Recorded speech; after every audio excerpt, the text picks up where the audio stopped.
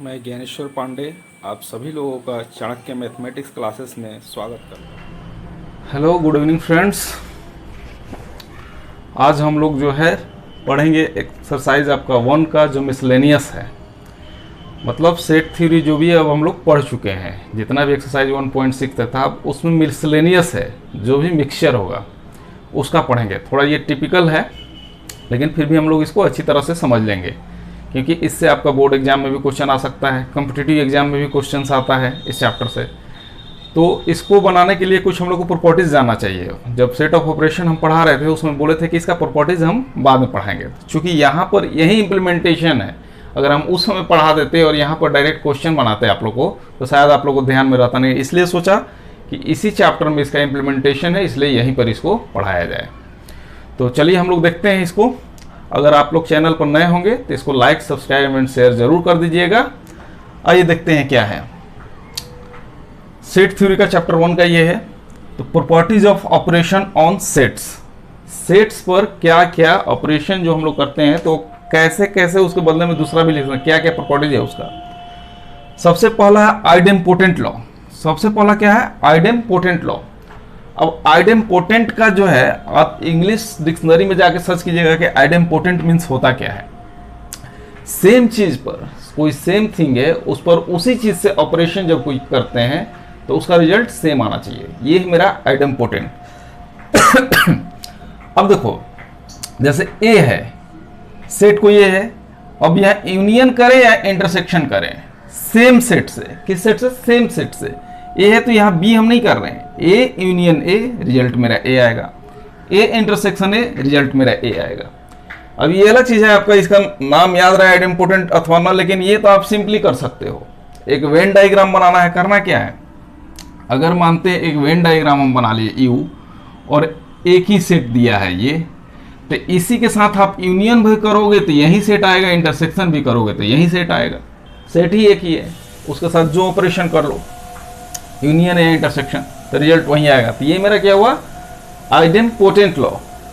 Second, identity law. Identity क्या है? Similar रहना चाहिए, कोई चेंज नहीं होना चाहिए। अब इसमें क्या है कि यहाँ सेम सेट ऑफ ऑपरेशन कर रहे थे, लेकिन यहाँ सेट यहाँ चेंज कर देंगे, फिर भी मेरा चेंज नहीं होगा सेट जो है। मतलब ए यूनियन फाई कर दी, यहाँ क्या होगा, मेरा सेकेंड सेट चेंज हो गया, फिर भी सेट का जो रिजल्ट फाइनल आंसर है मेरा ऑपरेशन के बाद में सेम सेट आ रहा है। A union phi is equal to A, ये मेरा चेंज नहीं हो रहा है। ये क्या आइडेंटिटी है। यहां आइडेम्पोटेंट था कि चूंकि सिमिलर सेट पर ऑपरेशन हो रहा था, ये दोनों सिमिलर सेट था। आप डिक्शनरी में मीनिंग देखिएगा, आइडेम्पोटेंट का मीनिंग क्या था, दोनों सिमिलर सेट था, उस पर ऑपरेशन कर रहे थे, मेरा रिजल्ट सेम आ रहा है। यहां आइडेंटिटी इसलिए बोल रहे हैं कि यहां सेकेंड सेट चेंज कर रहे हैं, फिर भी मेरा रिजल्ट क्या आ रहा है, सेम आ रहा है।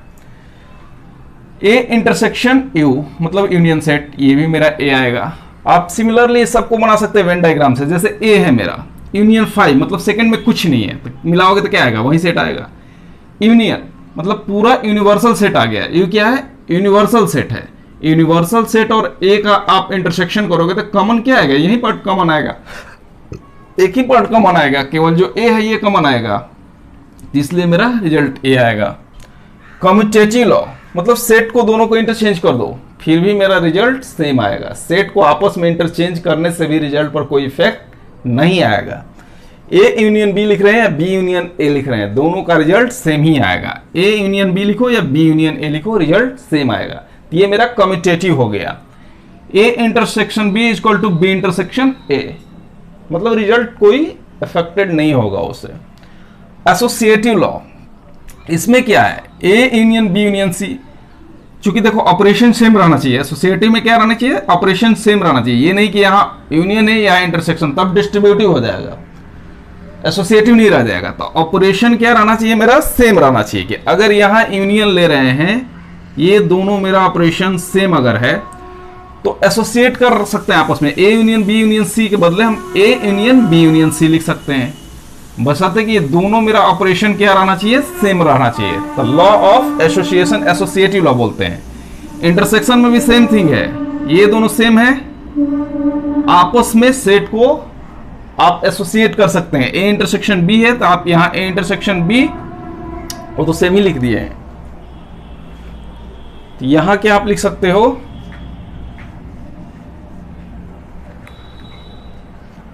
आप यहां लिख सकते हो A intersection B intersection C. ये लॉ ऑफ एसोसिएशन हो गया आपका।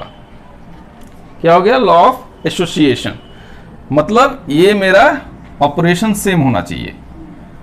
इसके बाद क्या आता है? Distributive law. बोले थे कि आपका ऑपरेशन सेम, अगर ऑपरेशन आप चेंज कर दिया तो फिर डिस्ट्रीब्यूट करना पड़ जाएगा।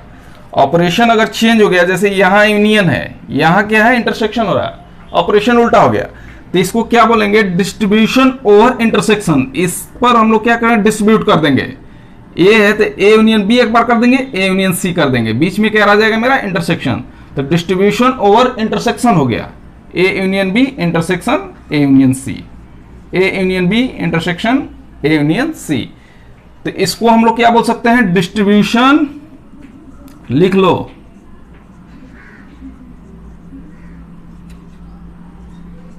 Over intersection. इसको क्या बोलेंगे? Distribution over intersection. इंटरसेक्शन के ओवर हम लोग क्या कर रहे हैं? डिस्ट्रीब्यूट कर रहे हैं एलिमेंट को। एक बार बी को ए के साथ ले रहे हैं, फिर एक बार सी को ए के साथ ले रहे हैं, और डिस्ट्रीब्यूट कर रहे हैं किसके साथ? इंटरसेक्शन पर। मतलब A union B intersection A union C. Again यहां क्या हो जाएगा मेरा? ये दोनों डिफरेंट हो जाएगा, तो सिंपली क्या हो जाएगा? डिस्ट्रीब्यूशन हो जाएगा। तो यहां हम इसको लिख सकते हैं डिस्ट्रीब्यूशन ओवर यूनियन। यूनियन के ओवर हम लोग डिस्ट्रीब्यूशन कर रहे हैं, यहां बीच में यूनियन है। ये मेरा क्या है? Properties of operation on set है। इसको डायरेक्ट यूज करेंगे हम लोग। कोई प्रॉब्लम आएगा तो उसमें डायरेक्ट इसका यूज हम लोग करेंगे फॉर्मूला का। प्रूफ आप सबका देख सकते हैं वेन डायग्राम से। ए यूनियन बी ले लो, दो सेट ले लो।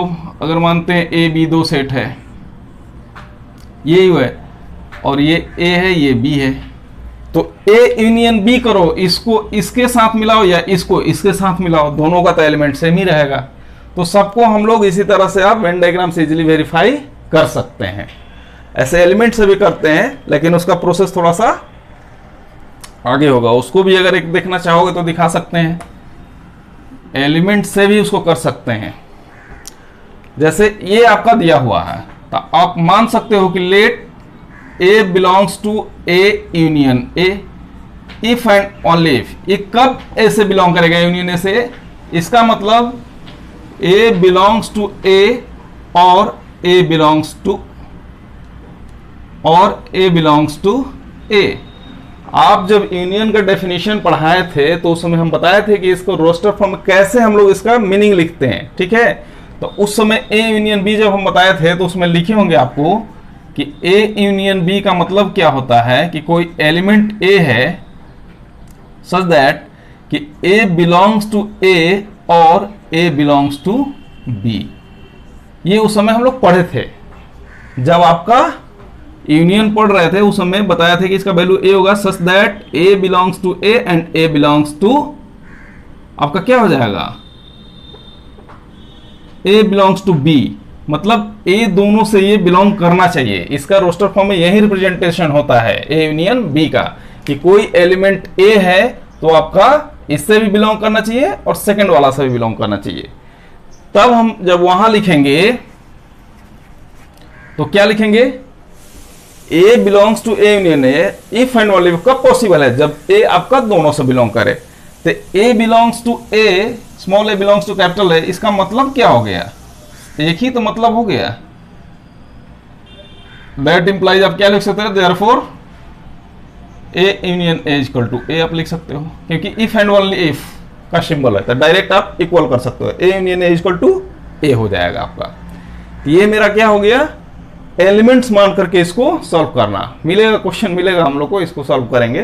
तो सबको ऐसे भी कर सकते हैं। तो ये मेरा प्रॉपर्टीज है, इसको नोट कर लीजिए और याद कर लीजिएगा, क्योंकि इसका फ्रिक्वेंटली यूज होता है।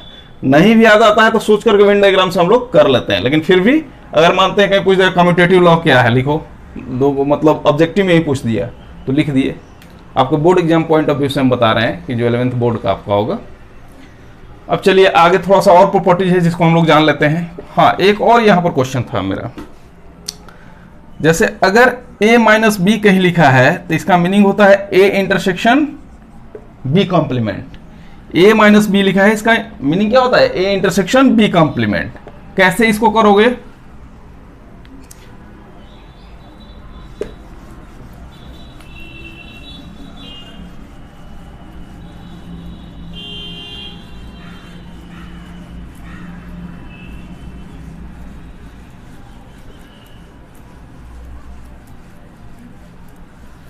देखो इसको कैसे करोगे, हमको दिया है a minus b is equal to क्या बोल रहे हैं? a intersection b complement.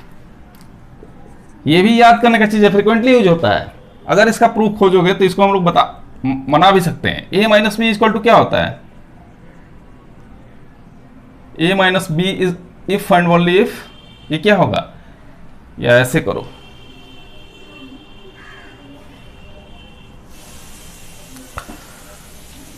Late a belongs to a minus b। ये कब होगा? if and only if a belongs to a and a should not belongs to b। तभी ना होगा कि a का एलिमेंट होना चाहिए लेकिन b का नहीं होना चाहिए। इसका मीनिंग क्या हुआ? अगर a बिलोंग b से नहीं कर रहा तो हम लोग लिख सकते हैं a elements a belongs to a and अगर b का एलिमेंट नहीं हो तो किसका होगा? b डैश का हो सकता है। b का नहीं है तो b डैश का होगा। a belongs to b dash. अब देखिए यहाँ एंड है तो हम लोग इसको क्या लिखते हैं? इंटरसेक्शन वाला लिखते हैं, a इंटरसेक्शन b डैश। क्योंकि जब इंटरसेक्शन पढ़ाए होंगे उसमें हम बताए होंगे कि यहाँ पर एंड का सिंबल होता है। First belongs to first element and a also belongs to second elements. Union रहेगा तो यहाँ पर और होता है, इंटरसेक्शन के केस में एंड होता है। आप इंटरसेक्शन वाला देख सकते हैं। आप दूसरा वीडियो अगर नहीं देखे होंगे तो उसको ओपन करके आप देख सकीजिएगा कि सेट ऑफ ऑपरेशन क्या होता है, उसमें इंटरसेक्शन पढ़ाए होंगे, उसमें देख लीजिएगा। तो a belongs to a intersection b, that is आप सिंपली लिख सकते हैं a minus b equal to a intersection b dash. ये आपका गैप ये, लेकिन हम लोग को इसको उतना जानना नहीं है, डायरेक्ट इसको रिमेंबर करने के फ्रीक्वेंटली यूज करेंगे। ये सब एग्जाम में फ्रीक्वेंटली यूज करते हैं, सब थ्योरम है। इसके अलावा और है, अगर सपोज करो कि आपको a intersection b is equal to a दिया है, ये कब संभव है? ये कब संभव है? If and only if a is subset of b। a intersection b equal to a होता है कब? If and only if a is subset of b। आप वेन डायग्राम से इसको वेरीफाई कर सकते हैं। क्या है? हम करें a सबसेट ऑफ b, तो b मेरा क्या है? ये हो गया और a इसके अंदर ये हो गया। अगर इसका सबसेट रहेगा a तो a का जितना एलिमेंट्स होना चाहिए b से बिलोंग करना चाहिए। सबसेट का यही ना फॉर्मूला, ये है डेफिनेशन कि इसका जो भी एलिमेंट्स होना चाहिए b से बिलोंग करना चाहिए, तब हम बोलेंगे a सबसेट ऑफ b होगा। तो ये दोनों में कॉमन क्या आ रहा है? a आ रहा है, तो इंटरसेक्शन क्या हो जाएगा? यही हो जाएगा। तो a intersection b equal to a if and only if a is subset of b। अगर कहीं ये लिखा रहेगा तो हम लोग डायरेक्ट लिख सकते हैं कि it means that a is subset of b, तभी पॉसिबल है। अगर हम लिखेंगे a यूनियन b का लिख देते हैं, a union b equal to b, इसका भी मीनिंग यही है कि a is subset of b, क्योंकि a union b equal to b आ रहा है, b के बराबर हो रहा है, मतलब a जो है b से ही बिलोंग कर रहा है। a जो है इसके अंदर रहेगा तभी क्या होगा? a यूनियन b जा करके दोनों को मिलाकर b के बराबर होगा। अगर b is subset of a लिखते यहाँ, अगर b is subset of a लिखते तो मेरा क्या हो जाता? उल्टा हो जाता है, a यहाँ हो जाता, b यहाँ हो जाता। अगर ये सबसेट तो फिर क्या, दोनों को मिलाने पर फाइनली a आता, इसलिए ये वाला नहीं होगा, a is subset of b होगा। इस उसको आप वेन डायग्राम बनाइएगा, थोड़ा सोचिएगा, बहुत आसान है। ये हो गया a union b equal to b if and only if a is subset of b। कुछ और फॉर्मूला है,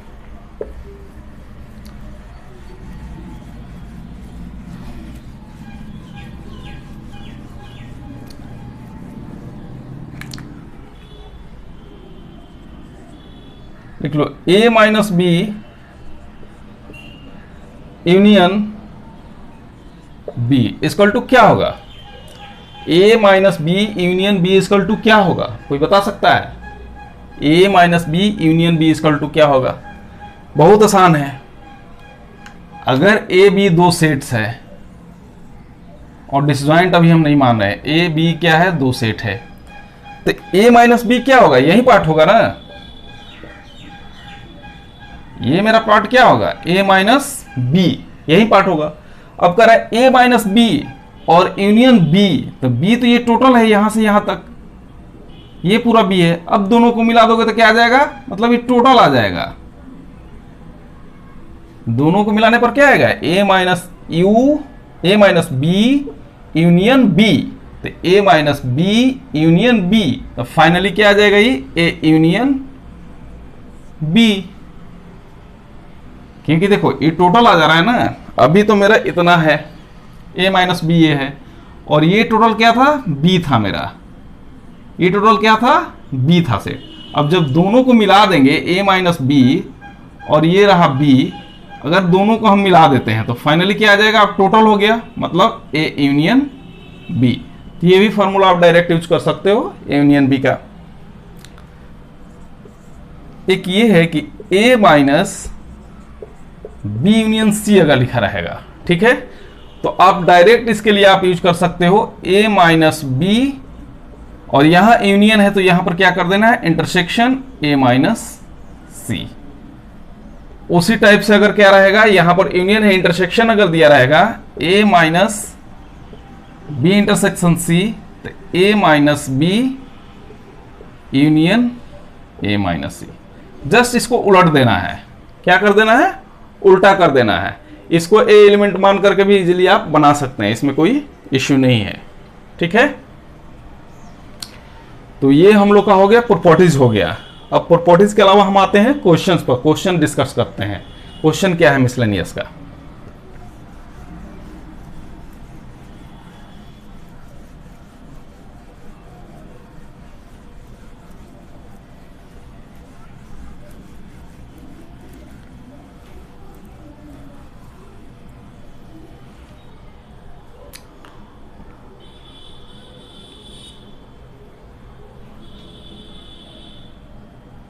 क्या है, एक्सरसाइज में हम लोग चलते हैं,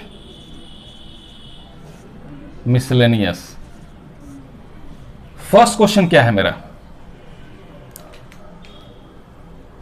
decide among the following set which sets are subset of one and another. मतलब सेट आपको दिया हुआ है, क्या दिया हुआ है, कुछ सेट दिया हुआ है, ए दिया हुआ है, ए का वैल्यू क्या लिखा हुआ है,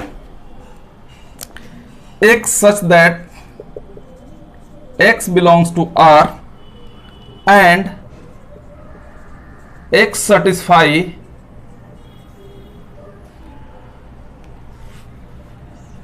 x square minus 8x plus 12 is equal to 0। B आपका क्या दिया हुआ है, 2 4 6। सी दिया है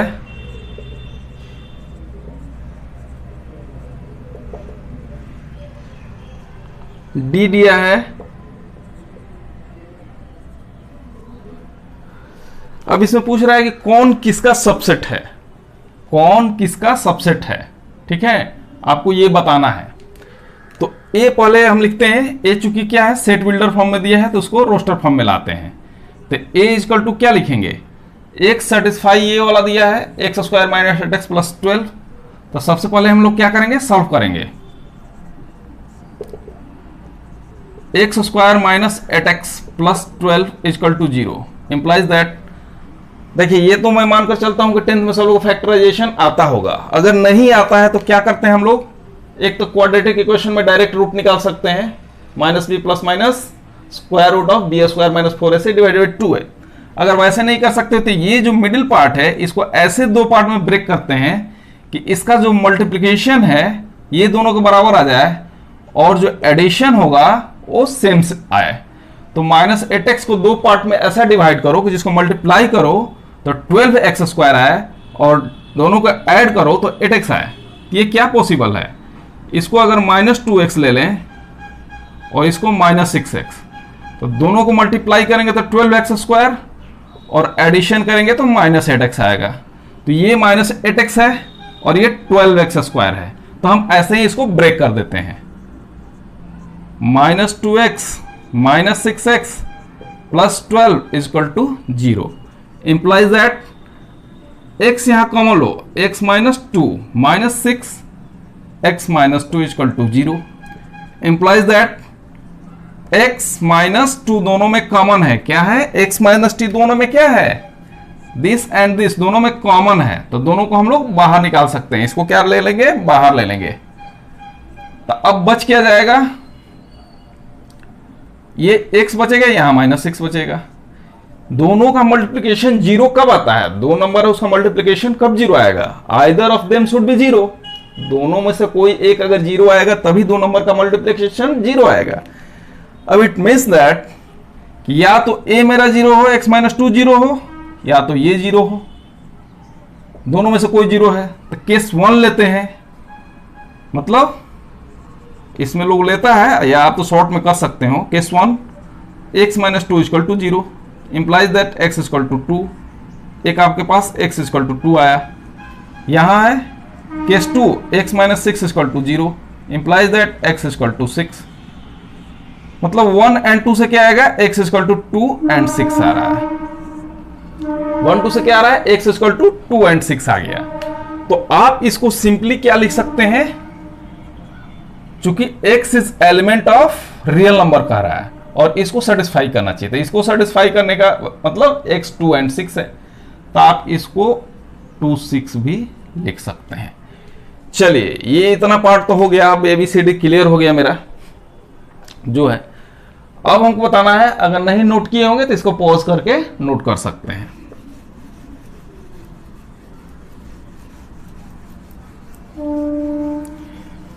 अब देखो क्या है, A में मेरा 2 6 है, B में क्या है? 2 4 6 है। तो पहले A को देखते हैं कि A किसका किसका सबसेट है। A किसका किसका सबसेट है? तो A 2 6 है, तो 2 6 इससे भी बिलोंग कर रहा है। It means that A is subset of B। Since लिख सकते हो, since all elements of set A belongs to set B। देखो, ये तुम जानते हो, हम जानते हैं कि ये जानते हैं, लेकिन फिर भी इसको हम क्यों बार बार बोल रहे हैं कि आप लिखिए। आपको बहुत अच्छा नंबर आने वाला है, मैं श्योर आश्वस्त करना चाहता हूं आपको। प्रैक्टिस कीजिए। 1 मिनट्स का एक क्वेश्चन में आपको हो सकता है ज्यादा टाइम लगेगा ज्यादा लिखने से। Since all elements of set A belongs to set B, इसलिए क्या होगा? A is subset of B. और ए किसका सबसेट होगा? A is subset of C भी होगा, क्योंकि 2 6 इसमें भी है। 2 6 क्या है? इसमें भी है, तो ए इज सबसेट ऑफ सी भी होगा। और क्या होगा? वहां 6 है, तो ये नहीं होगा। तो ए का मेरा काम, A is subset of B and A is subset of C. Finish. Second, अब बी में चलते हैं। बी क्या है? 2 4 6, ये किसका सबसेट होगा? बी इज सबसेट ऑफ सी, क्योंकि 2 4 6 जो है मेरा 2 4 6 इसी में केवल सी में बिलोंग है और कहीं बी का बिलोंग नहीं है। तो B is subset of C, D वगैरह कुछ भी नहीं होगा। अब सी में आते हैं। सी क्या है? तो सी का एलिमेंट्स किसी से बिलोंग नहीं करता है। सी का एलिमेंट्स क्या है? 2 4 6 8 up to infinity and so on तक दिया है। तो इसका किसी से ना तो ए में बिलोंग करता है, ना तो बी में बिलोंग करता है, ना ही डी में बिलोंग करता है। तो सी का आप छोड़ दो, सी किसी का सबसेट नहीं है। डी पर आते हैं। डी किसका होगा? 6। तो 6 देखो, पहले ए में देखो, D is subset of A. फिर डी किसका है? बी में भी है, D is subset of B. C में भी है, D is subset of C. Since element of set D, that is 6, belongs to, इसको सेट देने की जरूरत, 6 belongs to set A, set B, set C and set D। Therefore D is subset of आप ये भी लिख सकते हो, D subset of A, D subset of B, D subset of C. तो ए बी सी तीनों का ये सबसेट होगा, और अपना तो सब सबसेट होता ही है, वो तो छोड़ दो, मतलब एक दूसरे के बीच में पूछ रहा है, इसलिए हम लोग को ऐसे लिखना है। तो ये मेरा क्वेश्चन नंबर 1 था। क्वेश्चन नंबर 2 में आते हैं।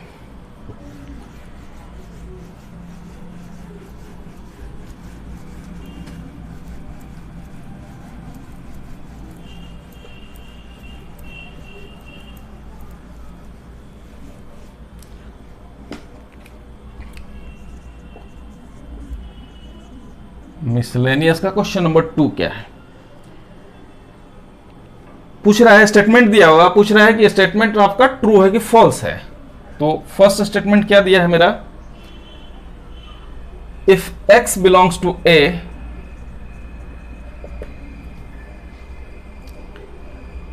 And A is element of B, then x is element of b। ये फर्स्ट है। सेकेंड क्या दिया है, इफ a is subset of b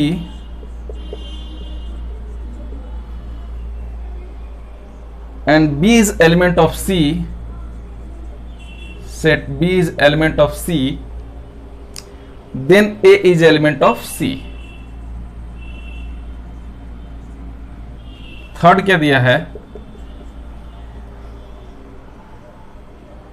if A is subset of B and B is subset of C, then A is subset of सी।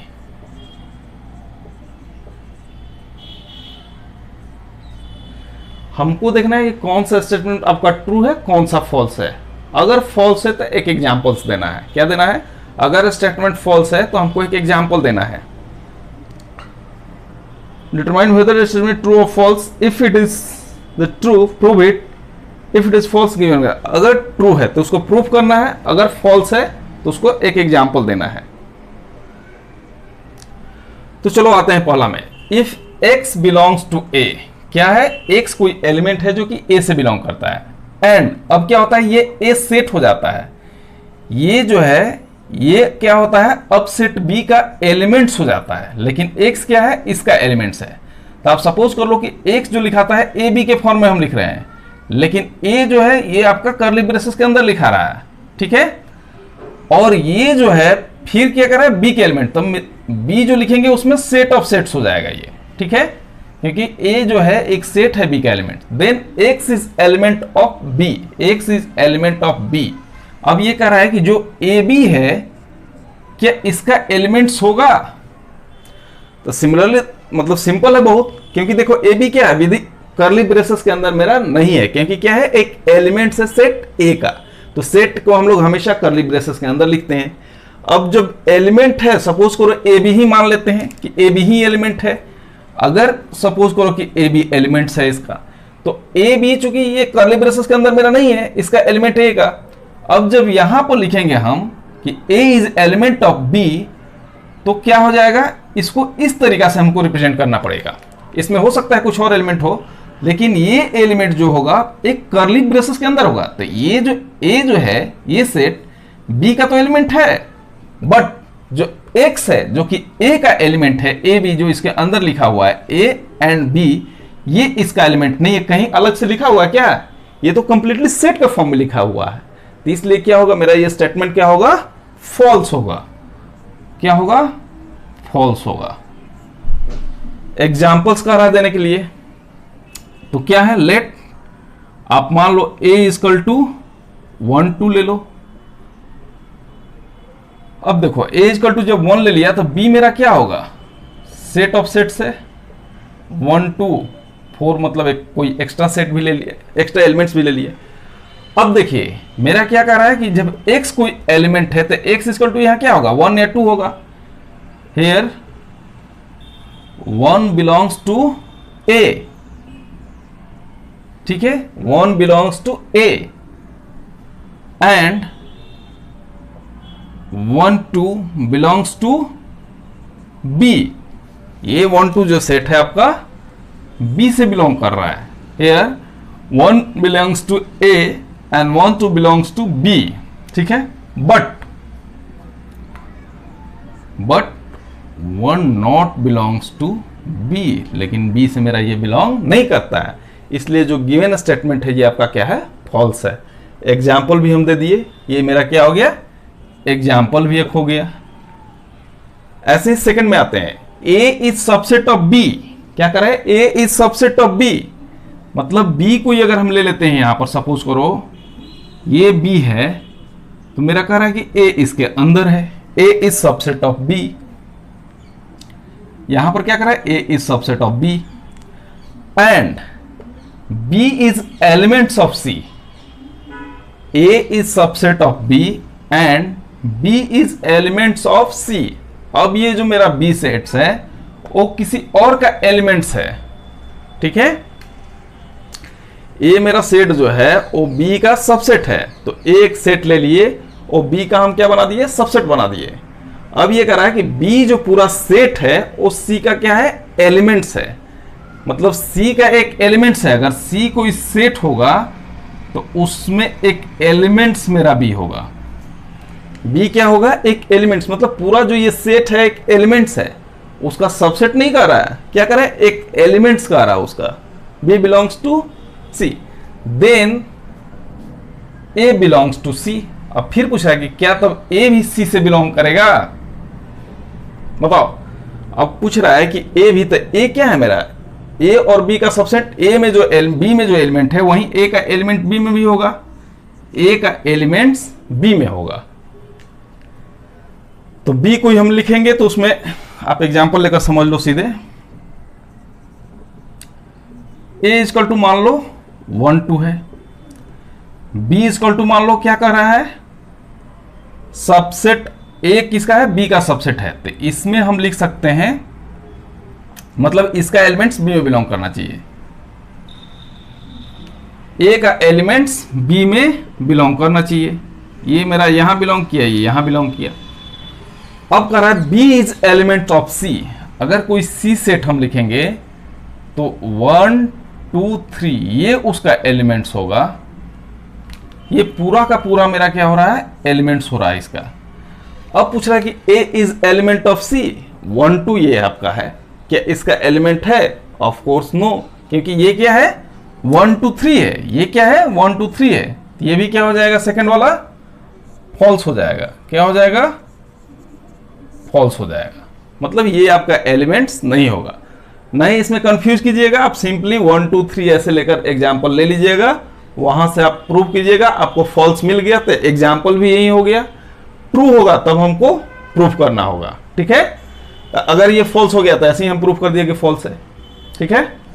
एक examples मेरे पास हो गया, A is equal to 1 2, B is equal to, आप कुछ भी लिख सकते हो, 1 2 ही नहीं कुछ भी लिख सकते हो, आप ए भी ले लो, आप चाहो तो ए भी ले सकते हो। ये नहीं कि एग्जाम कहीं एक्सरसाइज में देख लेना आंसर में कि आपको लिखा हुआ है 1 2, आपका मैच नहीं कर रहा तो बोलना कि नहीं ये गलत है, नहीं, आप एग्जाम्पल कुछ भी ले सकते हो। ए इजकल टू अगर आप ए भी लेना चाहें, B is equal to A B C लेना चाहें, एंड सी इजकल टू आप लिख सकते हो ए बी सी, और यहां पर आप डी ले लो, ये भी आपका है, क्योंकि ए का जो है ए बी जो है ये मेरा इसमें नहीं बिलोंग करता है, तो फॉल्स है, ट्रू नहीं है वो। चलिए आगे देखते हैं 3 में क्या दिया है। 3 में दिया है कि if A is subset of B and B is subset of C, B भी क्या कर रहा है, सबसेट ऑफ सी कर रहा है। A is subset of B and B is subset of C, तो मतलब क्या है, गोल गोल घूम जाए के गए के में। इसको अगर लिखना चाहो तो इस तरीके से लिख सकते हो,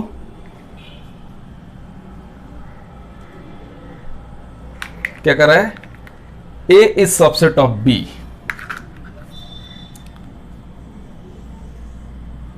and B is subset of, ये मेरा ए हो गया और ये क्या हो गया मेरा, बी हो गया। तब हो गया A is subset of B, B is subset of C, then A is subset of C. तब बोला है कि ए मेरा जो है वो सी का सबसेट होगा। ये ट्रू है कि फॉल्स है? तो ए भी मेरा क्या आ रहा है, इसी के अंदर में आ रहा है, तो होना तो चाहिए ट्रू। देखते हैं इसको। लेट ये क्या है, A is subset of B, A is equal to हम मान लिए ए मानते हैं, B is equal to A भी मान लिए, सी इज इक्वल टू क्या मान लेते हैं, B is subset of C. B कह रहा है सी का सबसेट है, तो ए बी सी।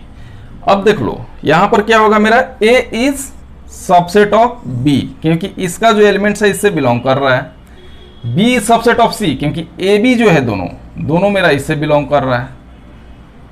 तब पूछ रहा है कि ए is also subset of C, तो ए मेरा यहां भी बिलोंग कर रहा है, ट्रू है। क्या है, ट्रू है। ये मेरा क्या है, ट्रू होगा। A is subset of B and B is subset of C, then A is subset of सी।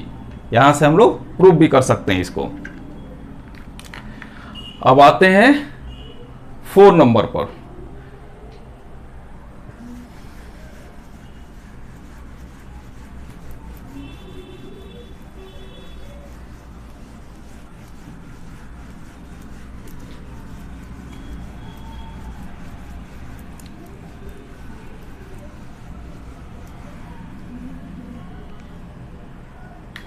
ये काफ़ी टाइम हो गया। 4, 5, 6 जो है आपका कितना बचा हुआ है, 4, 5, 6, और उसको हम नेक्स्ट क्लास में डिस्कस कर देंगे।